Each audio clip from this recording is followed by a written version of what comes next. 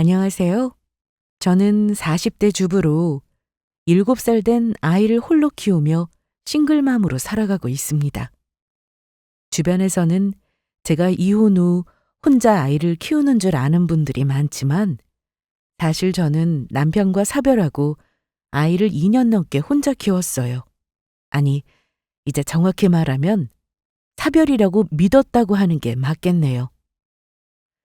이 이야기를 들으시면 정말 기막힐 수도 있어요.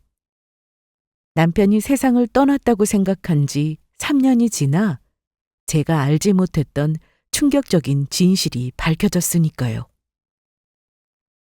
제 남편은 지금으로부터 2년 전 갑작스런 사고로 세상을 떠났습니다. 낚시광이었던 남편은 당시 혼자 바다로 낚시 여행을 떠났다가 바다에 빠져 실종되었어요. 경찰과 구조대가 수색했지만 끝내 시신을 찾을 수 없었습니다. 평범하게 아이 키우며 사는 것이 행복이던 저에게는 너무나 충격적인 소식이었죠. 저는 남편이 바다에서 사고로 사망했다고 믿고 갑작스런 이별을 받아들여야만 했습니다. 그날 이후 저는 남편과 함께했던 행복했던 결혼 생활의 기억들을 떠올리며 아이를 혼자 키우며 살아왔습니다. 원래 남편은 조용한 성격에 저와는 달리 활동적인 사람이었습니다. 결혼 전부터도 각종 운동 동호회 활동이 바쁜 사람이었어요. 특히 결혼 후에는 갑자기 낚시에 취미를 붙이더니 주말에 종종 혼자 낚시를 가거나 동호회에서 배를 빌려 배낚시를 자주 가곤 했어요. 저는 같이 배낚시를 갔다가 멀미로 혼쭐 나본 경험이 있어서 남편과 같이 낚시를 다니지는 않았습니다.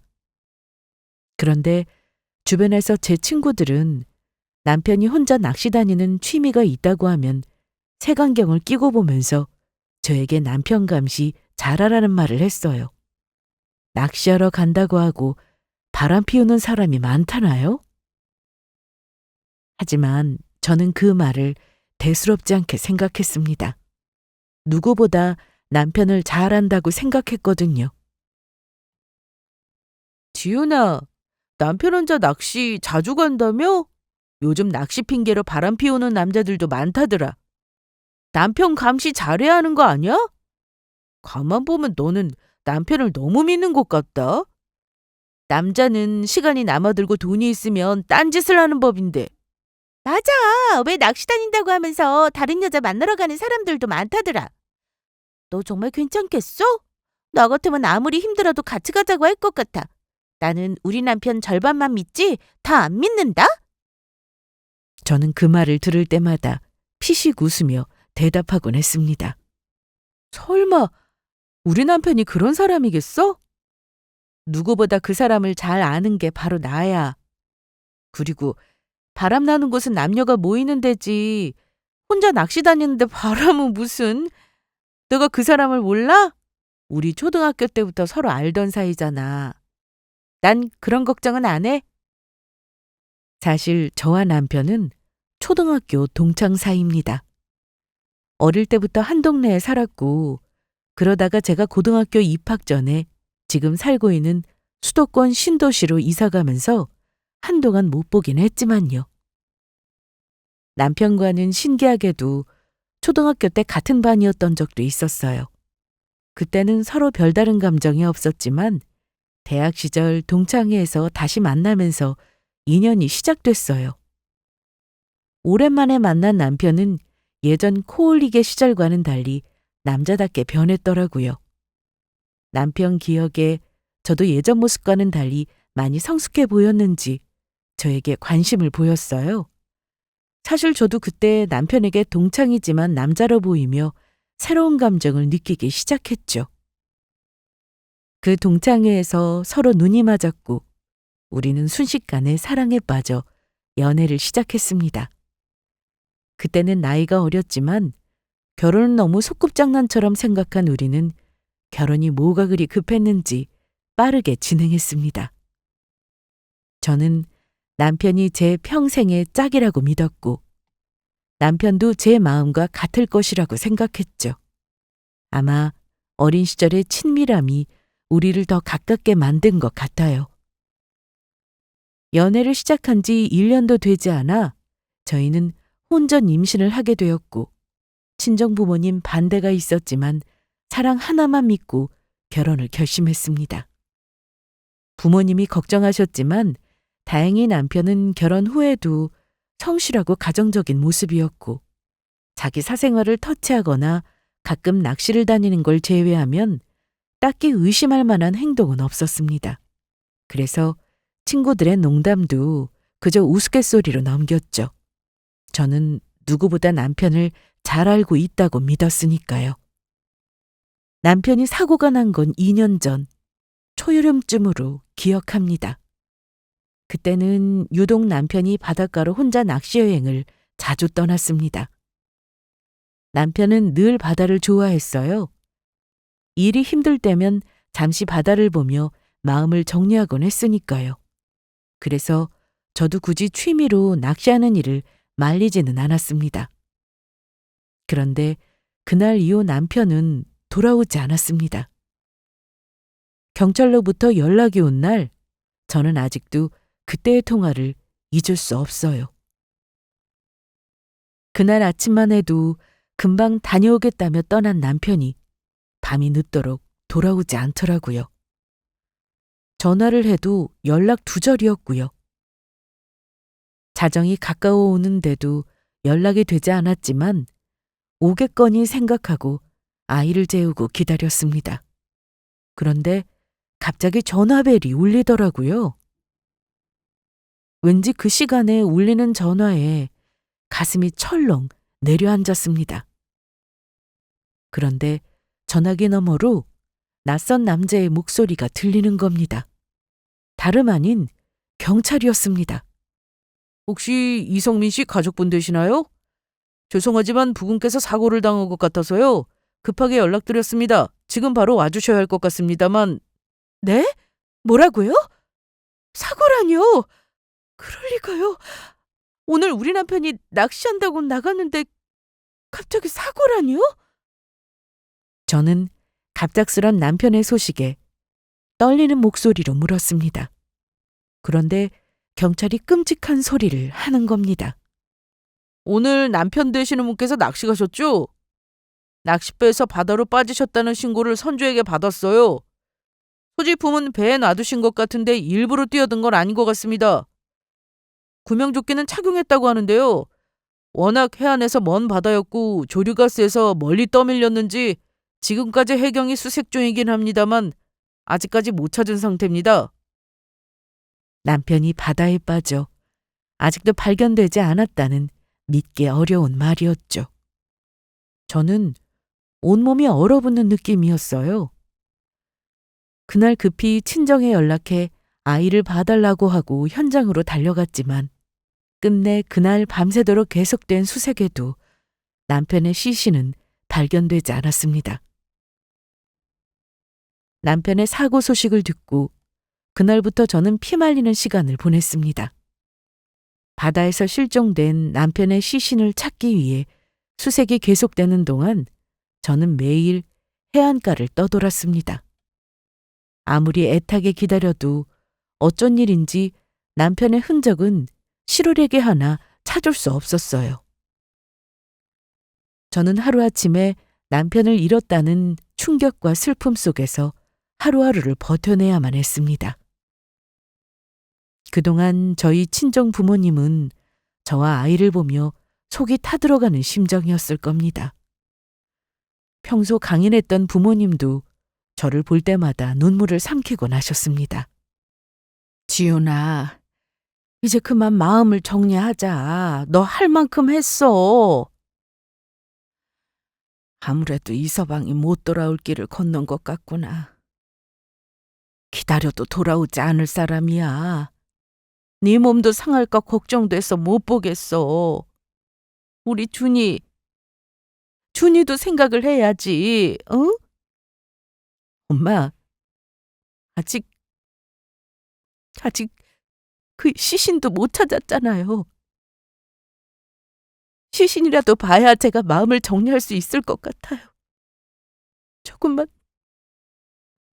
조금만 더 찾고 싶어요, 엄마. 그렇게 저와 부모님은 매일 바닷가를 오가며 신락 같은 희망을 놓지 않았습니다. 아버지는 말없이 제가 울다 쓰러지면 부축해 주셨고, 어머니는 늘 손수건을 쥔 채 제 옆을 지켰습니다. 저희 부모님은 남편 얼굴을 꼭 닮은 손주의 얼굴을 보며 참았던 눈물을 흘리기도 했습니다. 지훈아, 힘내야 한다. 너와 아이는 앞으로도 살아가야 하잖니. 보낼 사람은 보내주자꾸나. 어찌됐건 살 사람은 살아야 하지 않겠니? 아휴, 엄마가 가슴이 찢어진다. 그러니까 엄마가 왜 그리 빨리 결혼하느냐고 말렸잖아. 책임질 가족들 놔두고 혼자 배낚시나 다니다가 이렇게 사고나 나서 간 놈을 뭐가 예쁘다고 이렇게 슬퍼하는 거야, 응? 이제 그만 놔주자, 지훈아. 엄마는 남편 때문에 하루하루 상해가는 제가 걱정이 되었는지 이제 그만 남편을 보내주자고 하시더군요. 아이를 생각하면 마음이 무너져 내렸지만 저는 그때까지만 해도 남편의 사고 난 것이 믿기지 않았습니다. 금방이라도 저와 아이의 이름을 부르면서 집으로 들어올 것 같았어요. 하지만 끝내 남편은 시신도 찾을 수가 없이 실종자로 남았습니다. 실종자의 사망 처리는 금세 되지 않더라고요. 남편의 경우 바다에 빠지는 걸 본 목격자가 있었기 때문에 1년 만에 특별 실종으로 법원에 선고를 받고 사망 처리를 할 수 있었어요. 남편의 사망 신고를 하기까지 그 1년 동안 저는 그야말로 하루하루를 매일 남편을 기다리며 보냈어요. 어쨌든 이제는 법적으로도 죽은 사람이니 그렇게 남편을 보내야만 했습니다. 시신조차 찾지 못한 채 저는 어린아들과 둘이 남게 되었습니다. 그 후로 저는 남편이 정말로 바다에서 사고로 사망했다고 굳게 믿고 살았죠. 힘든 와중에도 시간은 흐르더라고요. 저는 남편을 보내고 나서 아이를 잘 키워내야 한다는 일념으로 악착같이 살았어요. 직장에서도 승진해서 안정적으로 자리 잡았고 생애 최초 특공으로 청약이 당첨되어 내 집도 마련도 했습니다. 홀로 남자아이를 키운다는 게 쉽지만은 않았지만 친정부모님 도움 속에서 아이를 키우며 조금씩 일상을 되찾아가고 있었습니다. 그러던 어느 날 고향에서 초등학교 동창회 소식이 들려왔습니다. 남편과 저는 초등학교 동창이었기 때문에 동창생 소식을 들으니 옛 추억이 떠올라 마음이 싱숭생숭했어요. 남편 생각이 나서 망설여졌지만 그래도 오랜만에 친구들을 만나기로 마음먹었습니다. 사실 저는 남편의 소식을 가족과 가까운 친구들 외에는 알리지 않았어요. 남편은 고향의 시댁 식구들이라고 할 만한 분들이 사실상 없었습니다. 부모님이 이혼하신 후 각자 다른 곳에 사셨고 거의 절연하다시피 살았어요. 결혼식에도 남편 쪽 혼주석은 비어 있었습니다. 게다가 동창생들에게 괜히 구설수가 되고 싶지는 않았어요. 왜 남의 불행이 누군가에게는 가십이 되기도 하니까요. 그리고 그때는 남편 장례보다는 시신을 찾는 데 주력했기 때문에 더더욱 연락을 하지 못했습니다. 그런데 친구가 동창에 연락을 하면서 조심스레 묻더라고요. 지훈아, 너 왜 그리 연락이 안 된 거야? 다들 얼마나 걱정하는지 몰라. 너랑 성민이 잘 지내고 있는 거 맞지? 어, 사정이 좀 있어서 연락이 어려웠어. 나는 잘 지내고 있어. 동창회 회비만 내고 왜 안 나오는 건데? 그동안 몇 번 모임했단 말이야. 이번에는 둘 다 꼭 와. 너도 오랜만에 고향 내려와서 우리 좀 만나고 수다도 떨자. 그래, 이번에는 꼭 갈게. 나도 다 모였을 때 할 말이 있기도 하고. 이번에는 갈 테니까 동창회 때 보자. 좋은 소식을 전할 수 없어 마음이 불편했지만 그래도 언젠가는 알려야 할 소식이라 생각하고 저는 큰맘 먹고 고향으로 내려갔습니다. 친정 식구도 다 이사 왔기 때문에 학교를 다녔던 고향에는 특별한 일이 없으면 갈 일이 없었던지라 정말 마음 먹고 내려간 거죠. 남편이 잘못되고 나서 오랜만에 참석한 동창회에서 친구들과 반가운 인사를 나누며 이야기를 나누던 중 한 친구가 그러더라고요. 지훈아, 너 남편은 요즘 어찌 지내? 오늘 왜 혼자 온 거야? 오늘 동창회인 거 알 텐데 기왕 오는 거 신랑이랑 같이 오지 그랬어.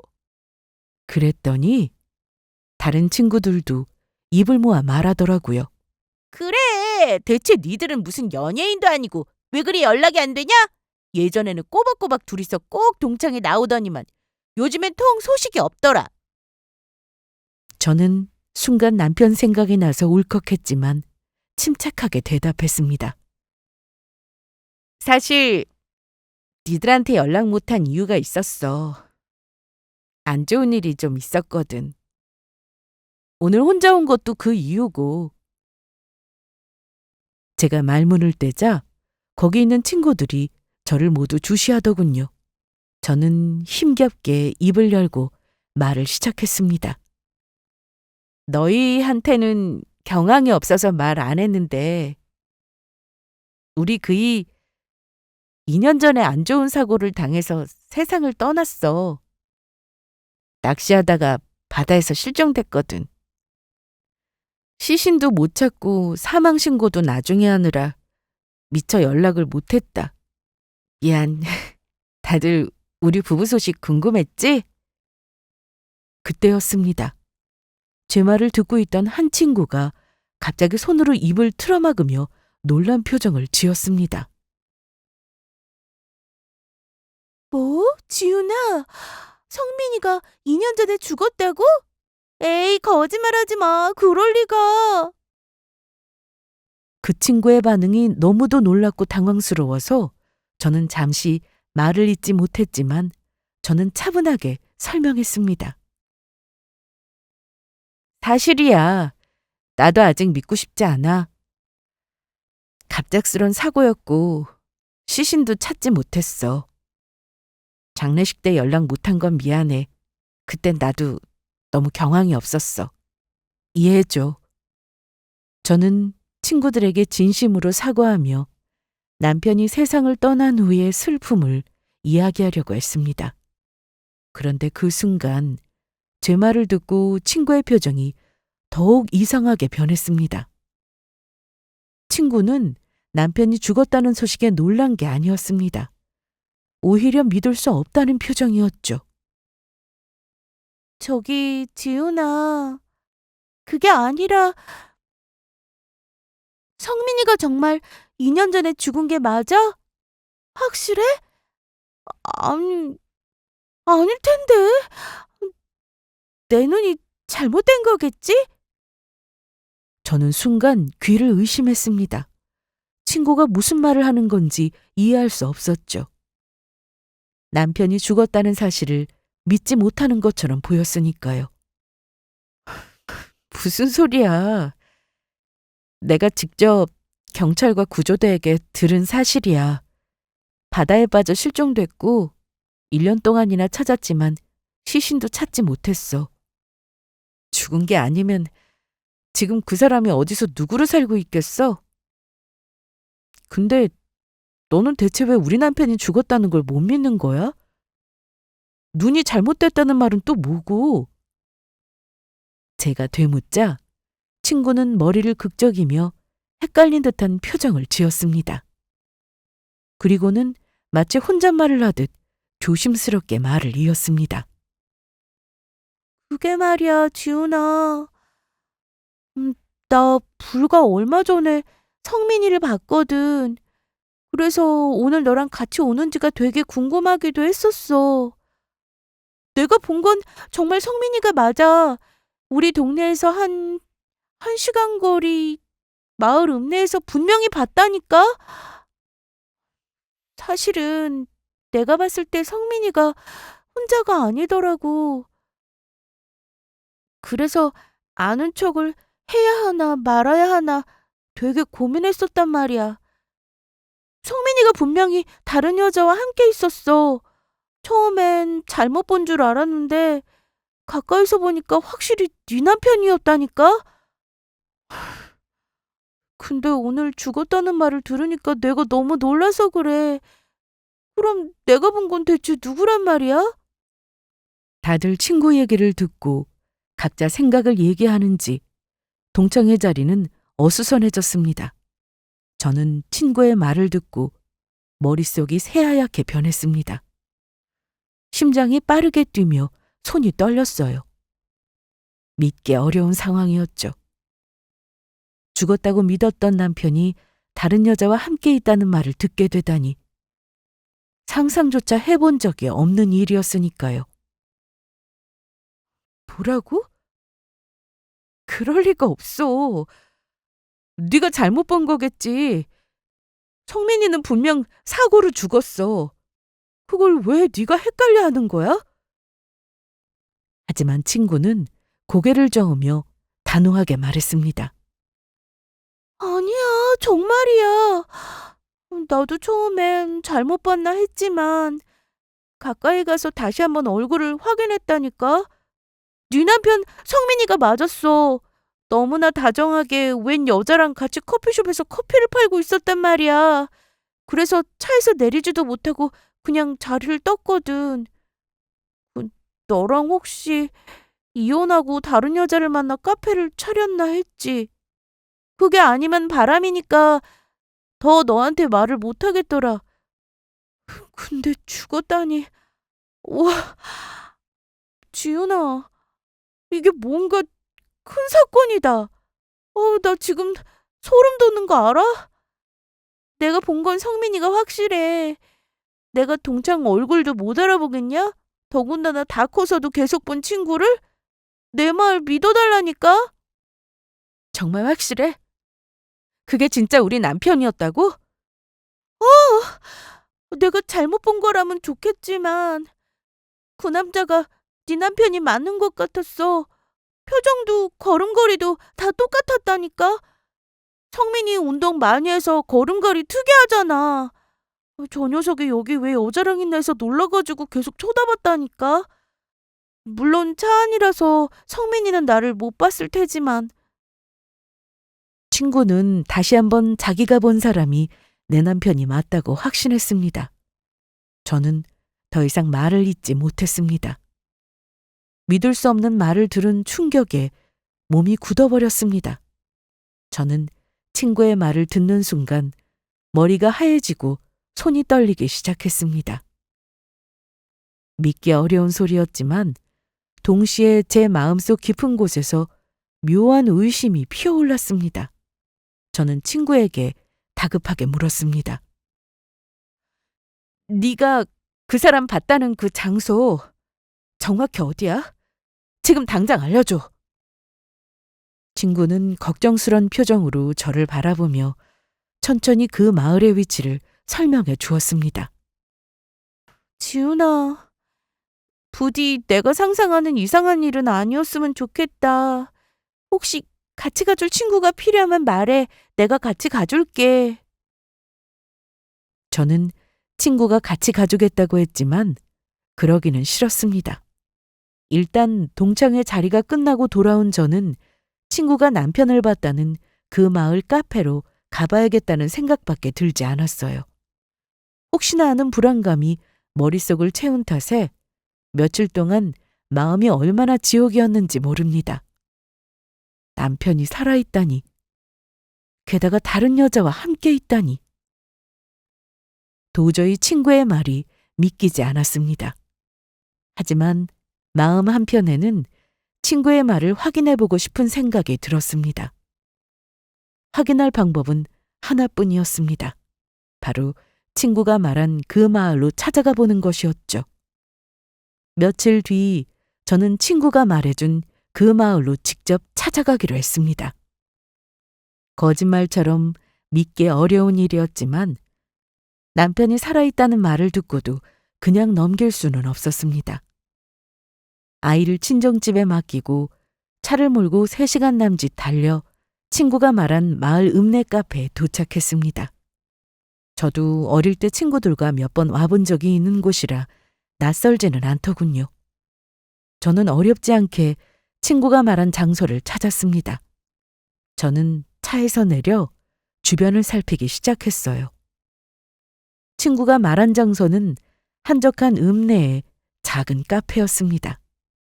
가게 외관은 허름했고 주변에 사람이 거의 없어서 과연 장사가 될까 싶은 것이었죠. 저는 긴장된 마음으로 길 건너 카페를 바라보았습니다. 그 순간 창문 너머로 누군가의 실루엣이 보였습니다. 제 심장은 빠르게 뛰었고 손은 떨리기 시작했습니다. 순간 그 남자가 돌아서더군요. 저는 그 얼굴을 보는 순간 온몸이 얼어붙었어요. 그 사람은 분명 나와 결혼하고 아이를 낳고 살던 내 남편이었습니다. 마치 귀신을 본 듯 충격적이었죠. 눈앞에 펼쳐진 광경이 현실로 느껴지지 않았습니다. 저는 멍한 표정으로 카페로 향했습니다. 그리고는 모에 홀린 것처럼 가게 문을 열고 들어섰습니다. 벨소리가 울리자마자 남편이 고개를 들었습니다. 그리고 가게에 들어선 저와 남편은 눈이 마주쳤습니다. 남편의 얼굴은 하얗게 질려 있었습니다. 그만큼 남편도 저를 보고 놀랐다는 것이었죠. 당신, 우리 준이 아빠 맞지? 성민 씨 맞잖아. 죽었다는 사람이 왜 여기서 이러고 있는 거야? 도대체 이게 어찌 된 일이냐고! 남편은 제 목소리에 깜짝 놀라더니 손에 들고 있던 커피잔을 떨어뜨릴 뻔했습니다. 남편의 손은 떨리고 있었고 말문을 열지 못한 채 저를 바라보았습니다. 지훈아, 너 여기는 어떻게 알고 온 거야? 여기까지 어떻게 왔냐고? 그런 건 중요하지 않아. 당신이 여기 있는 게 더 놀라워. 당신이 2년 전에 죽었잖아. 내가 그 소식을 듣고 얼마나 힘들었는 줄 알아? 그런데 지금 이게 뭐야? 당신 뭐야? 어떻게 살아있는 거야? 제 눈에서는 참을 새도 없이 눈물이 쏟아졌습니다. 분노와 슬픔, 혼란스러움이 뒤섞여 감정이 주체가 안 되더라고요. 남편은 아무 말도 하지 못한 채 입을 꾹 다물고 있었습니다. 그때 고성을 들었는지 카페 안쪽에서 놀란 표정을 한 여자가 나왔습니다. 젊고 예쁜 여자더라고요. 여자가 나왔을 때 저는 여자의 얼굴을 제대로 마주하게 되었습니다. 젊고 아름다운 여자는 제게 경계심 가득한 눈빛을 보냈습니다. 저는 이 상황이 너무도 비참하고 스스로가 한없이 초라하게 느껴졌습니다. 그 여자는 남편에게 다가와 팔을 붙잡고 걱정스럽게 물었습니다. 오빠, 뭐야? 저 여자 대체 뭔데 우리 가게에 와서 미친년처럼 굴어? 당장 내쫓아! 여자의 질문에 저는 기가 막힌 표정이 되었습니다. 저를 보던 남편은 당황한 표정으로 고개를 돌렸습니다. 그리고는 한숨을 깊게 내쉬며 저를 똑바로 바라보았습니다.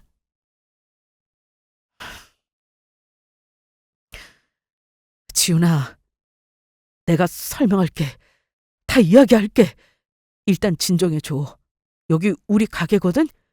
영업 방해하지 말고 일단 나가서 둘이 얘기하자. 응? 뭐? 영업 방해? 진정하라고? 내가 진정할 수 있을 것 같아? 당신이 죽은 줄 알고 그동안 나랑 준이 어떻게 살아왔는지 알아? 그런데 당신은 여기서 다른 여자랑 이딴 카페 같지도 않은 곳에서 장사까지 하면서 잘 살고 있었네? 대체 그동안 누구 이름으로 산 거니? 제 말에 옆에 있던 여자 역시 몹시 놀라며 언성을 높이더라고요. 오빠, 대체 이게 무슨 말이야? 분명 오빠는 전 부인이랑 완전히 정리했다고 했잖아. 내가 분명히 말했지. 난 내 연녀는 싫다고. 그래서 정리했다며. 근데 뭐야? 이 여자 설마 오빠 전 부인이야? 오빠가 죽었는 줄 알았다니. 대체 이게 무슨 상황이야? 여자 말을 들으니 대충 알겠더라고요. 안타깝지만 그 여자도 남편의 거짓말에 속은 듯 보였습니다. 적어도 본인이 불륜이라고는 생각지 못하고 있었던 듯 보였어요. 하지만 남편이 임자가 있는 상태에서 만난 것만은 분명해 보였습니다. 아마도 그 여자는 불륜녀는 되기 싫었는지 자기와 살고 싶으면 전 부인과 정리한 후에 오라고 한 듯 보였죠. 그제야 모든 퍼즐이 맞춰졌습니다. 남편은 저를 버리고 이 젊은 여자와 새로운 삶을 살기 위해 모든 것을 꾸몄던 겁니다. 그래서 저와 아이를 두고 죽은 척 사고까지 꾸며 새로운 삶을 살고 있었던 것이었습니다. 그것도 제가 남편의 사고사를 믿고 슬픔 속에서 살아갈 동안의 말이죠. 당신, 본인을 죽은 사람으로 한 것도 모자라서 그런 거짓말을 하고 여자를 만나고 다녔구나. 하하, 대충 이해가 가네. 당신이 왜 갑자기 죽은 사람이 되어야 했는지 말이야. 나보다 예쁘고 젊은 여자를 보니까 이런 끔찍한 일을 벌일 정도로 눈이 뒤집혔던 거니? 모든 걸 다 포기하고 이런 곳에서 살 정도로? 저는 눈이 뒤집혀 소리를 마구 질렀습니다. 남편은 정작 당황해서 아무 말 못하는데 제 말을 듣고 옆에 있던 여자도 난리더군요. 뭐라고요? 난 이미 이 사람이 부인이랑 정리했다고 알고 있었어요. 그럼 그쪽 말이 맞다면 이 남자가 지금 그쪽도 속이고 나도 속은 거네요? 저는 여자의 말에 실소를 금할 수 없었습니다. 뭐? 너도 속은 거라고? 웃기지 마. 어딜 회피하려고 들어? 어쨌든 너도 이 남자가 유부남이라는 건 알고 만난 거잖아. 그 사실만으로 넌 이미 불륜녀야. 알겠니? 헤어진 줄 알았다고? 이 사람 나한테 아무런 말도 없이 그냥 죽은 척 했던 거야. 알겠니? 그제야 남편은 입을 열었습니다. 미안해. 이 모든 게 내 잘못이야. 다 설명할게. 제발 진정해. 당신이 여기까지 올 줄은 몰랐어. 준이한테는 정말로 미안하게 생각하고 있어. 하지만 나도 사정이 있었어. 나도 모든 걸 설명할 시간이 필요했다고. 시간? 당신은 나한테 시간을 주지 않았잖아. 갑자기 죽었다고 거짓말하고 사라진 당신이 무슨 자격으로 그딴 소리를 하는 건데? 당신한테는 새로운 삶이 필요했겠지만 나는 그동안 우리 준이랑 어떻게 살았을 것 같아? 힘들었을 줄 알아. 나라고 마음이 편치 않았다고. 어찌됐든 모든 게 내 잘못이야. 준이 엄마, 당신한테는 정말 미안해. 하지만 그때는 이 방법밖에 없다고 생각했어. 이 방법밖에 없었다고? 그래서 사고를 위장하고 나와 아이를 버렸어? 그게 당신이 생각한 최선의 방법이야? 저는 더 이상 참을 수 없어 울부짖으며 남편을 밀쳤습니다.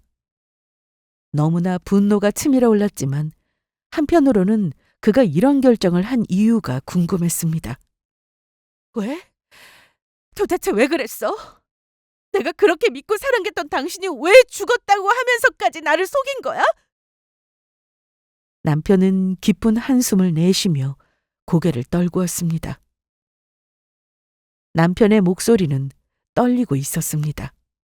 하지만 그 모습이 저에게 미안해서라고는 느껴지지 않았습니다. 자기가 저지른 일을 어찌 수습할지 걱정되는 얼굴로 보였거든요. 제가 어찌 나올지 아마 무서웠겠죠. 보통 사고를 친 게 아니니까요. 자기를 죽은 사람으로 만든 일이 보통이 아니잖아요. 남편은 제 울부짖은 물음에 변명하듯 말했습니다. 솔직히 말할게, 나는 더 이상 답답해서 결혼 생활을 견딜 수 없었어. 회사 생활도 지치고 너랑 준이도 점점 부담이 됐어. 그래서 도망치고 싶었어. 그래서 낚시도 다니고 운동에 열중했던 거고, 책임지기보다는 그냥 떠나고 싶었어. 그러다가 이 여자를 만난 거야. 이 여자라면 내가 자유로울 수 있을 것 같았어. 그래서 다 포기하기로 한 거야. 저는 남편 말에 코웃음을 쳤습니다. 본인이 못된 짓을 마치 어쩔 수 없는 선택이었던 것처럼 포장하고 있는 모습에 넌덜머리가 났습니다. 그래서 죽었다고 거짓말하고 나랑 아이를 버린 거야? 그게 이유야? 당신이 선택한 건 결국 이기적인 도망이었어. 그리고 이건 범죄라고. 알아? 저는 남편 말을 들으면서도 이런 식으로 저와 모든 사람을 속였다는 사실이 믿기지 않았습니다. 남편이 버리고 도망친 것은 저뿐만 아니라 5살 된 아들까지 포함되어 있었습니다. 어떻게 그토록 이기적인 선택을 할 수 있었는지 이해할 수 없었습니다. 내가 당신을 얼마나 믿었는데, 나랑 아이는 어떻게 하라고 이런 엄청난 거짓말을 한 거니? 그래서 당신은 맘 편히 죽음을 위장하고 새 여자랑 새로운 삶을 시작한 거야? 나랑 준이는 뭐가 되는 건데? 남편은 할 말이 없는지 계속되는 저의 질타에 입을 다물고 고개를 숙인 채 아무 말도 하지 않았습니다. 그러자 옆에 있던 여자는 안절부절 못하며 남편에게 이런 말을 하는 겁니다. 오빠, 나한테 말했잖아. 이미 서로 사랑하지 않는다고. 더 이상 행복하지 않다고 했잖아. 그래서 이혼하고 여기서 새 출발하고 싶다고 했던 거 아니야? 뭐? 저 인간이 그런 말을 했다고? 저는 남편을 향해 눈을 부릅뜨며 소리쳤습니다. 당신 저 여자한테 저런 말까지 했어? 우리가 서로 사랑하지 않는다고? 당신이 떠난 후 내가 어떻게 살았는지 당신은 전혀 모르겠지. 나는 당신이 죽은 줄 알고 매일 울며 겨우겨우 아이를 키우며 살았어. 당신이 없는 세상에서 나는 매일 고통 속에 살았다고! 남편은 고개를 숙인 채 아무 말도 하지 못했습니다. 저는 더 이상 참을 수 없어 눈물을 닦고 단호하게 말했습니다. 좋아. 당신이 원했던 새 삶 다 가졌으니까 이제 책임질 차례야. 당신이 죽은 척하고 떠난 대가, 그리고 우리를 버린 대가를 치러야 할 거야. 나는 당신을 용서하지 않을 거야. 당신이 저지른 잘못은 반드시 대가를 치르게 할 테니 앞으로 무슨 일이 일어나든 단단히 각오해. 저는 남편을 마지막으로 쳐다보고 카페를 빠져나왔습니다. 문을 나서며 남편과 젊은 여자는 저를 붙잡으러 뛰쳐나오기까지 했지만 두 사람을 뿌리친 저는 뒤도 돌아보지 않았습니다. 그날 남편이 살아있다는 엄청난 사실을 두 눈으로 직접 확인하고 온 후 큰 충격에 휩싸여 돌아왔습니다. 모든 진실을 마주했지만 이제 더 이상 남편에게 미련도 슬픔도 남지 않더라고요. 그리고 이 모든 일에 대한 결단을 내리기로 결심했어요. 쉽게 용서할 수 없는 이 상황을 두고 저와 아이를 위해 어떤 선택을 해야 할지 고민했어요. 저는 그날 밤 한숨도 자지 못했습니다. 배신감에 치를 떨며 무언가 반드시 행동을 취해야겠다는 생각뿐이었죠. 아이를 생각하면 그냥 넘어갈 수 없었습니다. 남편은 저와 아이를 완전히 버리고 새로운 삶을 살기 위해 죽음을 위장한 것이니까요. 저는 변호사를 찾아갔고 남편의 위장 사고와 혹시나 있을지 모를 보험 사기를 밝히기 위해 다방면으로 알아보기 시작했습니다. 한편 며칠 뒤부터 남편은 끊임없이 연락을 해오기 시작했습니다. 아마도 제가 그 젊은 여자를 발견한 이후로 무슨 일을 저지를까 두려웠던 것 같습니다. 남편의 메시지와 전화는 온통 용서를 구하는 말뿐이었습니다. 지훈아, 제발 이번 한 번만 나를 용서해줘. 내가 잘못했어. 나도 무섭고 두려워. 다시 돌아가면 안 될까? 우리가 다시 시작할 수 없을까? 제발 지훈아, 경찰에 신고하지 말아줘. 내가 다 설명할게. 내가 잘못했어. 그냥 도망치고 싶었을 뿐이야. 괜찮다면 여기 모두 정리하고 너랑 준이한테 다시 돌아가고 싶어. 저는 그 말들을 들으면서도 더 이상 분노가 아닌 섬뜩함을 느꼈습니다. 남편의 목소리에는 진심이 담겨 있는 것 같지도 않았고 오히려 자신이 저지른 일에 대한 두려움만 가득했습니다. 이상하게도 남편의 간절한 사과가 전혀 진심으로 느껴지지 않았습니다. 며칠 뒤 저는 더 이상 이 상황을 그냥 두고 볼 수 없다는 생각에 경찰서를 찾았습니다. 그리고 그간의 일을 설명하며 수사를 의뢰했어요. 남편은 줄기차게 제게 직접 용서를 구해왔지만 저는 이제 법적으로 대가를 치르게 할 작정이었습니다. 며칠 후 경찰에서 방문을 요청했고 저는 더 충격적인 사실을 듣게 되었습니다. 남편분의 신분을 조사해 본 결과 현재 다른 이름으로 위장해 살고 있는 것으로 확인되었습니다. 말하자면 신분 세탁을 한 거죠. 본명을 숨기고 가짜 신분으로 살아가고 있네요. 이건 명백한 범죄 행위입니다. 아마 실종된 걸로 꾸민 것도 신고 단계부터 짜고 쳤을 가능성이 높아요. 수사를 해봐야겠지만 일단 남편이라는 사람이 도주 우려가 있으니 영장 신청해서 구속해 수사를 해봐야 할 것 같네요. 뭐라고요? 신분을 위장했다고요? 그럼 제가 남편을 찾아내기 어려웠던 이유가 그 때문이었군요. 정말 대단한 사람이네요. 저는 점점 남편이 무섭게 느껴졌습니다. 그가 저를 버린 것도 모자라 새로운 신분으로 살아가며 저를 속인 남편 행동이 단순한 배신이 아니라 범죄라는 사실을 알고 나니 더 그랬어요. 저는 법적으로 그 인간에게 대가를 치르게 하고 싶었어요. 변호사 상담을 하니 변호사는 제게 법적 대응 방안을 설명해 주었습니다. 이 사건은 단순한 민사소송이 아니라 범죄 행위로 경찰에 신고해야 하는 사안인 건 아시죠? 보험 사기, 신분 위장 등 법적 처벌을 받을 가능성이 큽니다. 신고와 함께 민사소송을 진행하면 남편에게 강력한 법적 책임을 물을 수 있습니다. 어떻게 저를 선임해서 추진하시겠습니까? 저도 이런 사건은 거의 처음 봐서요. 수임료가 문제가 아니라 이 건은 제가 꼭 도와드리고 싶네요. 돈이 얼마가 들더라도 해야죠, 변호사님. 그 사람 꼭 대가 치르게 해주세요. 저는 변호사의 조언을 따르기로 결심했습니다. 며칠 뒤 저는 남편과 젊은 여자가 살고 있는 집 앞에서 두 사람을 기다리고 있었습니다. 차 안에서 두 사람이 산다는 집을 바라보며 아마도 이번이 마지막 대면이 될 거라는 생각이 들었습니다. 경찰에 신고한 상황이었기 때문에 곧 경찰이 도착할 예정이었습니다. 잠시 후 초인종을 누르자 남편과 젊은 여자가 집 밖으로 나왔습니다. 두 사람은 갑자기 찾아온 제 모습을 보고 놀란 표정을 짓더군요.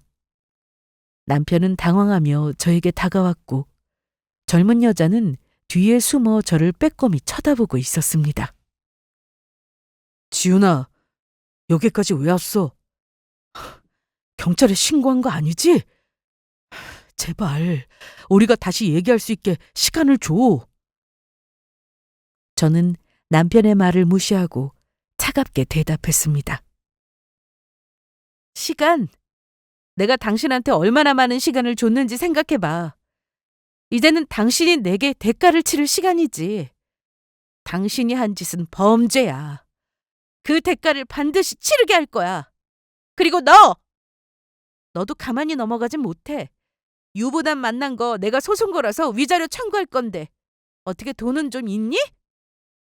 오빠, 이게 무슨 말이야? 경찰에 신고했다는 거야? 소송은 또 뭐고?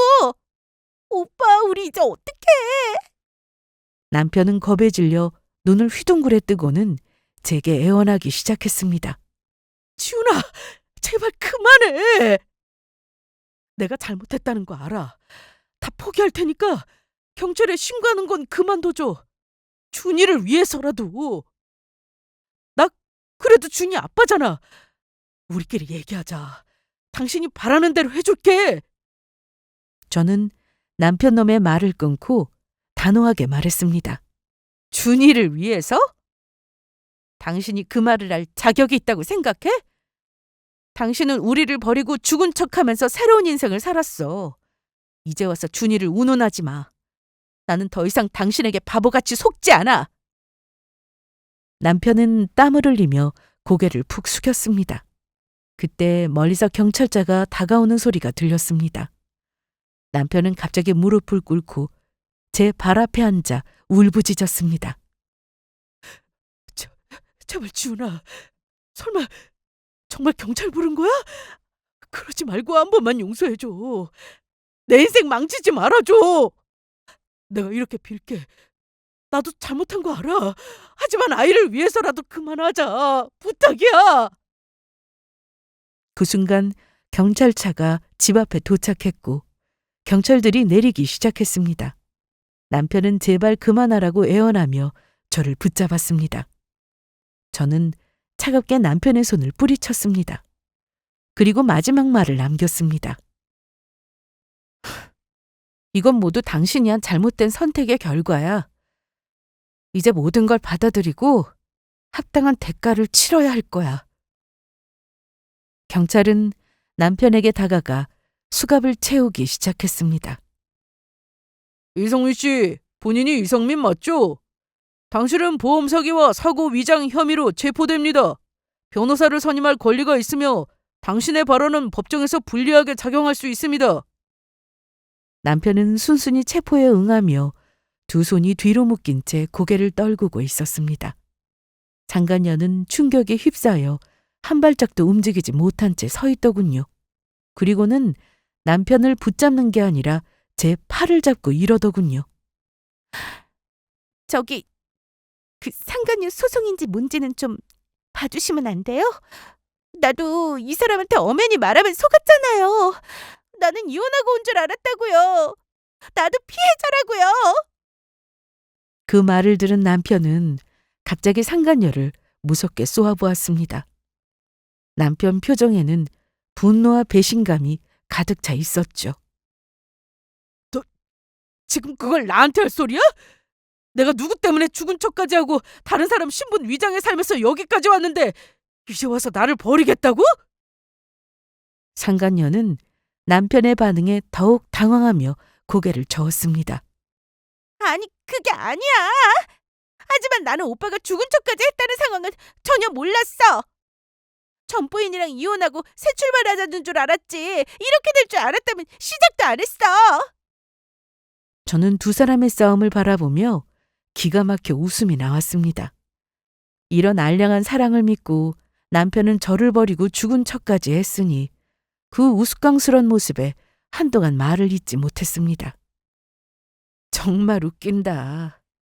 너네 둘은 그렇게 대단한 사랑이라도 한 줄 알았는데 결국 서로에게 책임을 떠넘기며 이렇게 끝나는구나. 한 명은 죽은 척 신분을 위장해 새로운 삶을 살고 다른 한 명은 속았다며 책임을 회피하려고 하고. 참, 둘 다 대단한 인생이야. 그때 경찰이 남편을 끌고 경찰차로 데려갔습니다. 남편은 저를 바라보며 마지막으로 눈물을 글썽거리더군요. 하지만 전혀 마음에 와닿지 않았습니다. 경찰차에 실려가는 남편을 마지막으로 바라보며 저는 눈물이 차오르는 것을 느꼈습니다. 하지만 그 눈물은 더 이상 슬픔의 눈물이 아니었어요. 모든 고통과 배신, 남편에 대한 분노를 내려놓는 눈물이었죠. 이후 저는 변호사를 통해 남편과 상간녀에게 법적 조치를 취했습니다. 위자료 청구와 함께 남편의 위장 사고로 인해 거짓 보험금을 타낸 것도 밝혀내어 처벌받도록 했습니다. 그 이후로 남편은 모든 재산을 잃고 혼자 남았고 상간녀와도 관계가 끝나버렸다고 전해 들었습니다. 아마 우리 두 사람 이야기가 좁은 마을에 빠르게 소문이 퍼진 듯 했어요. 한동안 동창들이 돌아가면서 연락을 해오더라고요. 하나같이 남편 욕을 하고 저를 걱정하는 친구들이었습니다. 그때는 마음이 편해졌는지 친구들의 그런 걱정이 싫지 않았어요. 저는 남편이 고향 마을에 발을 붙일 수 없게 만들고 싶었습니다. 그래서 소문이 나는 대로 그냥 두었어요. 남편이 경찰에 체포된 지 몇 주가 지나고 저는 그동안 쌓여있던 법적 절차를 하나씩 마무리했습니다. 변호사와 상담 끝에 저는 남편의 보험 사기와 위장 사고에 대한 증거를 제출했고 남편의 죄는 명백하게 밝혀졌습니다. 법정에서 남편은 고개를 숙이고 모든 혐의를 인정했습니다. 얼마 후 판결이 내려졌습니다. 남편은 보험 사기와 위장 사고로 인해 실형을 선고받았어요. 그동안 제게 용서를 구하며 다시 함께할 수 있을 거라고 말하던 남편은 이제 모든 것을 잃고 감옥에 갇히게 되었습니다.